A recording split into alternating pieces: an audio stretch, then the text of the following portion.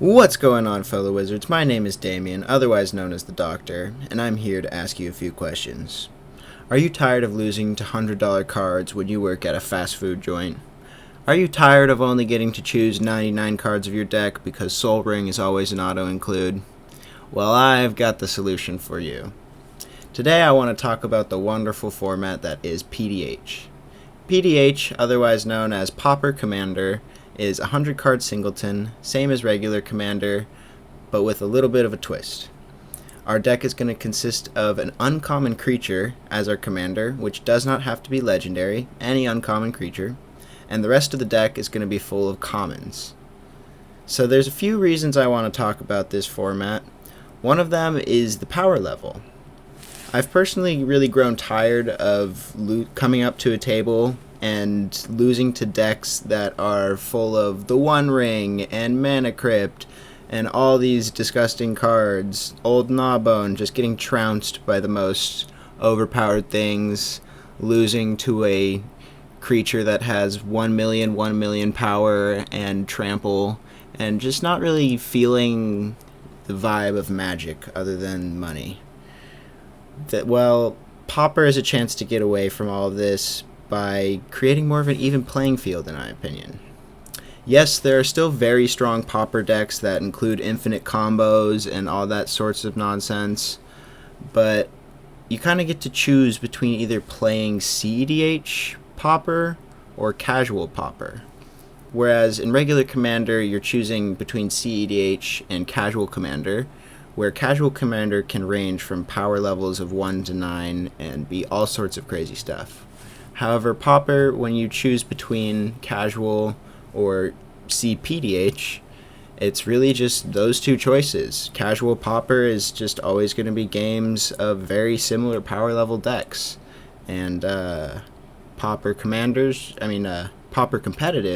is going to just be all the infinite combos and the best Pauper decks that can possibly come out. So yeah, Pauper is just a very much more level playing field in my opinion, and I think that's pretty great. The next great thing about Pauper is it's super beginner friendly. I was recently trying to bring a friend of mine into Magic, and when I was trying to bring him in, I was playing my Commander decks with him, and it just seemed very easy for him to get frazzled by all the crazy nonsense going on in Commander. And it's just simply hard to learn Commander if you are... it's simply hard to learn Magic if you're just getting into Commander. However, if you start with Pauper, you really only have to figure out board states of, a 5/5 flying creature, or a random amount of 1/1s, and it's much more simple math and texted cards, and your opponent doesn't have to be worried about crazy board states like this one, for example. We'll put one right here, crazy board state. And yeah, you'd sort of just worrying more about the smaller stuff and getting to understand Magic. It feels much more like playing Limited, in a sense. So yeah, Pauper is 1, super level playing field. 2, it is very beginner friendly and a great way to teach your friends Magic if you want to get new people into Magic.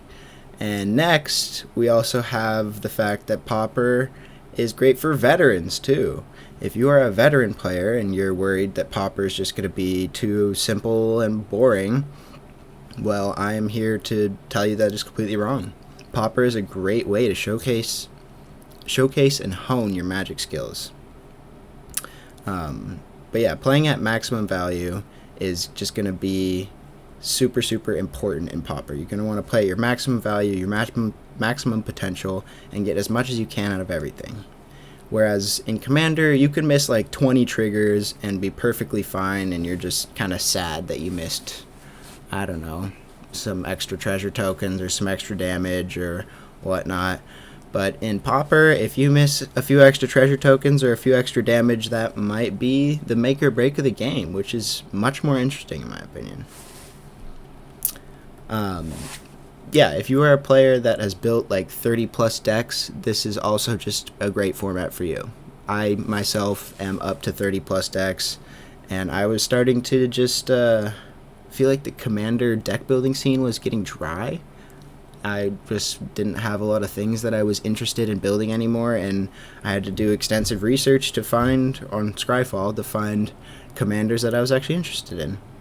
But now with Pauper, it's like just hitting the reset button on your brain with Commander. Like, you have a whole new format to explore and to divulge into. So yeah, Veterans of Magic, if you guys are thinking Pauper is going to be boring, I would recommend giving it a try. There's some really fun things that you can do with commons that you would normally never get to see in other decks because... Oh, that's some nice noise. But yeah, some commons that you would normally never get to see in other Commander decks end up making great showcases and are amazing cards in these decks. But yeah, besides being super fun and an absolutely level playing field that could attract beginning players, the Pauper decks are actually ridiculously cheap.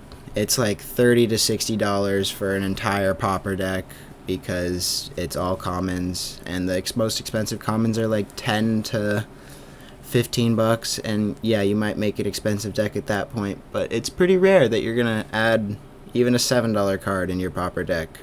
The rest of the deck's just gonna be 30-cent to $1 cards, and it's gonna be a great time to build.